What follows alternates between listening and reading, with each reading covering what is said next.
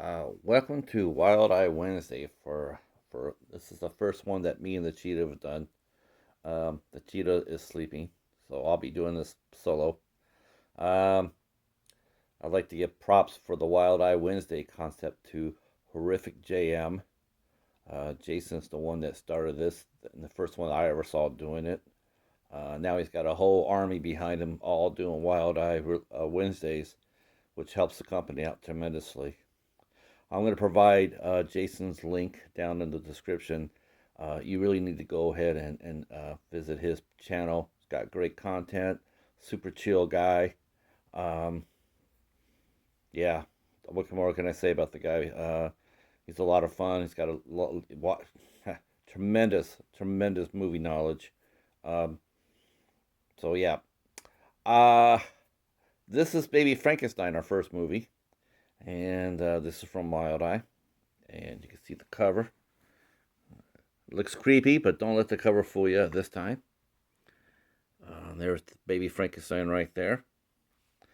Um, this is the first family-friendly movie that Wild Eye has put out, um, uh, which is really cool. Actually, I think it's a great step forward. There's a lot of not everybody's doing independent horror movies or gore movies or whatnot, and I think bringing them up to the forefront of the public eye is a great idea. So I'm looking forward to seeing more content like Baby Frankenstein, more titles coming out in the future. But Baby Frankenstein, it's the movie itself. Well, I liked it. I did. It's a mixed bag, um, and I see it more as a missed opportunity more than just more than anything else. Um, it could have been really special. I mean, it could have been really good. Um, but I think the director only had John Young Candy only has three feature films underneath his belt, including Young Frankenstein. So he's learning as he goes. Um, so I think his next movies will probably get better. That's what you're always looking for. With Young Frankenstein, there's a lot to like, um, and we did. Um, we did. We liked the acting from Andre Gower, who played Dr. Lundquist. Uh, he's definitely he was really good on it. Um, Rance Nix, who played Baby Frankenstein, was outstanding. Um, didn't have very many lines, but he was very effective. And the costume for him is outstanding. Um, it looks good. It looks really good for the budget that they had. Yeah, very effective. The plot line is sort of um, a teenager and his mom, along with her goofy boyfriend, moving to a new place, and the boyfriend's an asshole. Um, but that's what you expect in a movie like this, right? Boyfriend's an asshole. Doesn't get along with the teenager named Lance, and Lance is pretty much by himself. While he's exploring the house, he discovers the attic, and in the attic he discovers Baby Frankenstein. Now, Baby Frankenstein's not a creature; it's a android. It's a with artificial intelligence. It was lost from Lundquist Industries, and they've been looking for it ever since. So he's not true Frankenstein's creature or anything like that. It's just basically almost like a AI, but he can learn as he goes. Of course, once he's turned on, um, that notifies Dr. Lundquist and his to look for him. So that's what they do. They start looking for their lost android. Um, Basically, it's a venture with Lance and the girl across the street that he meets named Truth, uh, who try to keep him away from Dr. Lundquist. And once Lance's mother's boyfriend gets a hold of it, gets learns that it's worth $50,000. Well, now he has to keep little baby Frank away from the boyfriend too. So they basically spend most of the movie dashing around the woods, the forest, the house, hiding out in plain sight during Halloween, all trying to keep baby Frankenstein away from the evil doctor, the evil scientist, and Lance's mom's boyfriend.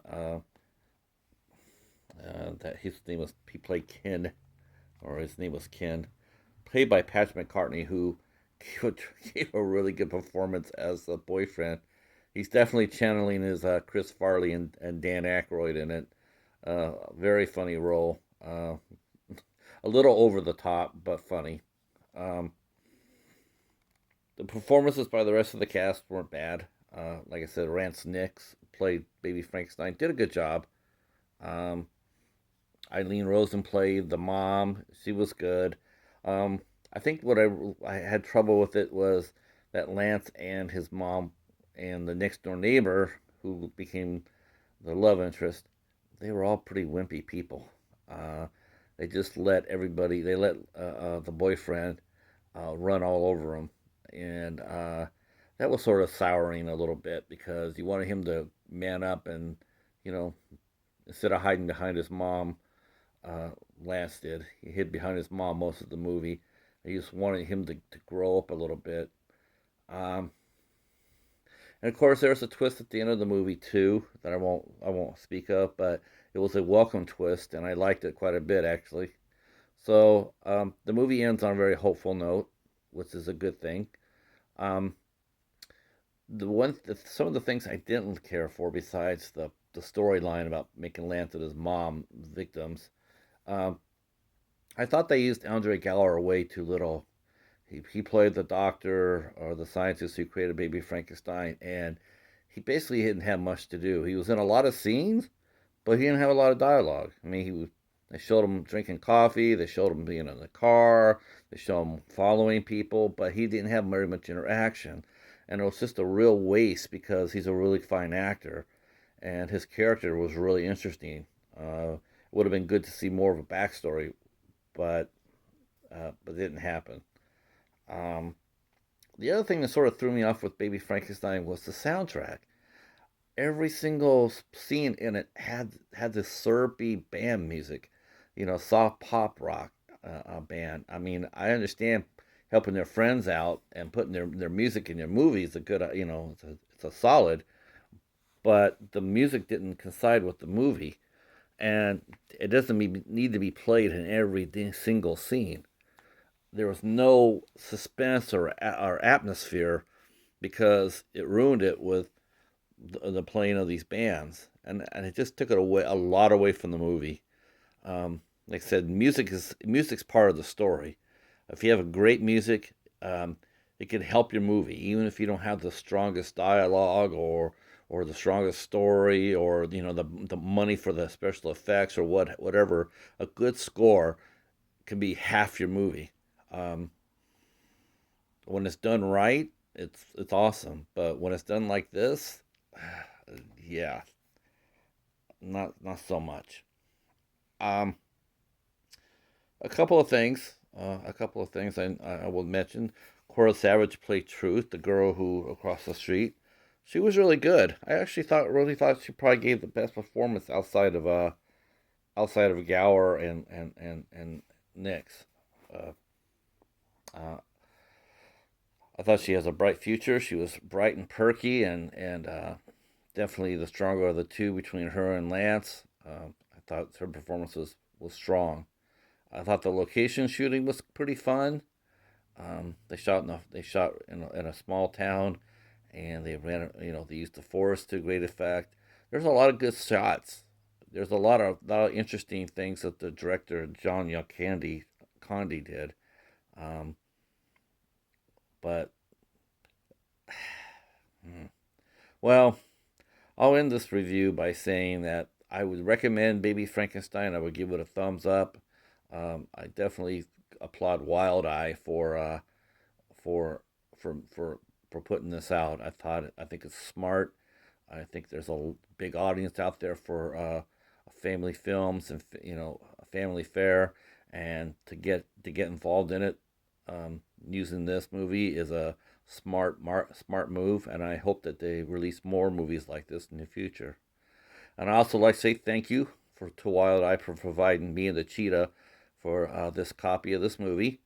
They have taken really good care of us outside Wheezy Shark, but